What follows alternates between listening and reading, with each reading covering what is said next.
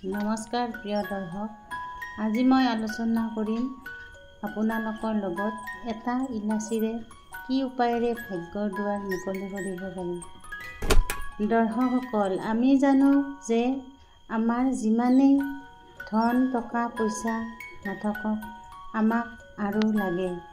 এনেকুৱা কিছুমান প্ৰতিভাৱান মানুহ আছে, কিন্তু তেওঁৰ ধন টকা পইচাৰ অভাৱ। সেয়েহে আমি এই অভাৱ দূৰ কৰিবলৈ উপায় বিচাৰিব লাগিব, নহয়নে বাৰু?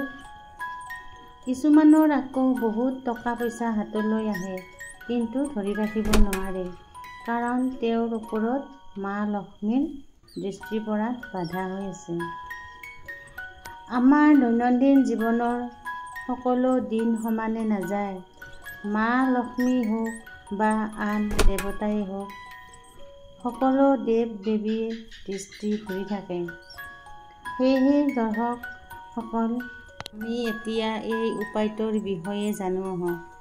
ৰাতিপুৱা আপুনি গা পা ধুই লক্ষ্মী দেৱীক স্মৰণ কৰি যেতিয়া ৰান্ধনী ঘৰলৈ যাব, এই কামটো মনে মনে কৰিব। এখন বগা কাগজ ল'ব, তাত জয় মা লক্ষ্মী লিখি এটা ইলাচি আৰু 5টা শুদ্ধ চাউল লৈ কাগজখন প্ৰথমে গাৰ ফালে জাপটো দি ভালদৰে জাপি লৈ আপোনাৰ চাউল থোৱা পাত্ৰটোত থৈ দিব আৰু চাউল কেতিয়াও একেবাৰে উদং হৈ যাব নিদিব।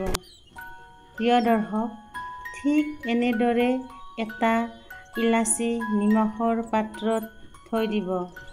মা লক্ষ্মীৰ কৃপাত ফল নিশ্চয় পাবই।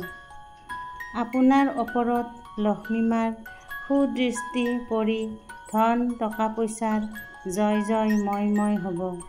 ভিডিঅ'টো যদি ভাল লাগিল, ছাবস্ক্ৰাইব কৰি দিব। আগলৈ আৰু এনেকুৱা নতুন ভিডিঅ' পাই থাকিব। নমস্কাৰ।